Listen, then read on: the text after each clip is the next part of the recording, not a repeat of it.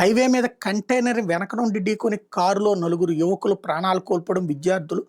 ఆ తర్వాత అక్కడ ఉన్నటువంటి సీసీటీవీ ఫుటేజ్ చూస్తే అది ఆపింది ఒక ఏఎస్ఐ కుమారుడని, నకిలీ ఆర్టీఐ అధికారి అవతారం ఎత్తి ఇట్లాంటివి చేస్తున్నాడని తేలడం, అతన్ని అరెస్ట్ చేయడం, అతని మీద పలు కేసులు పెట్టారు. అదే సందర్భంలో ఏఎస్ఐని ట్రాన్స్ఫర్ చేశారు. అయితే ట్రాన్స్ఫర్ ఏంటి, ఆయనకు కూడా ఇందులో పాత్ర ఉంది అన్నప్పుడు ఇంకొకటి, దీనికి సంబంధించి 2 కార్లు తీసుకున్నటువంటి ఎస్ఐ మీదన సస్పెన్షన్ వేటు వేసి ఈ అధికారిని ఎలా వదిలేస్తారన్నటువంటి విమర్శల నేపథ్యంలో తాజాగా రాష్ట్ర వ్యాప్తంగా సంచలనం సృష్టించిన 5 విద్యార్థుల మరణానికి కారణమైన నిందితుడి తండ్రి నరసరావుపేట ఏఎస్ఐ మదమంచి శ్రీనివాసరావును ప్రభుత్వం సస్పెండ్ చేసి నెల 4న పల్నాడు జిల్లా చిలకలూరుపేట హైవే మీద అక్రమంగా డబ్బులు వసూలు చేస్తుంది నరసరావుపేట ఏఎస్ఐ కొడుకు వెంకటనాయుడు తన గ్యాంగ్తో కంటైనర్ నిలిపించి ఆ కంటైనర్ వెనక నుంచి మరో వాహనం ఢీకొని అందులో ప్రయాణిస్తున్న 5 ఇంజనీరింగ్ విద్యార్థులు మృతి చెందారు.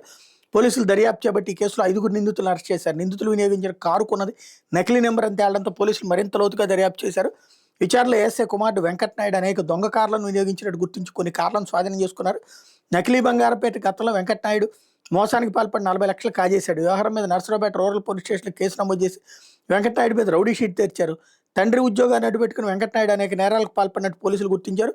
మరేపు కొడుకు అక్రమాలకు సహకరిస్తున్న ఆరోపణ మీద నర్సరావుపేట ఎస్ఐ మదమంచి శ్రీనివాసరావు తొలుత వెల్దుర్తికి బదిలీ చేశారు. ఘటన జరిగిన రోజు నిందితులు ఒకరు చిలకలూరుపేట పట్టణేస్తే రహంతుల్లాకు ఫోన్ చేశాను కారణంతో అతన్ని కూడా సస్పెండ్ చేశారు.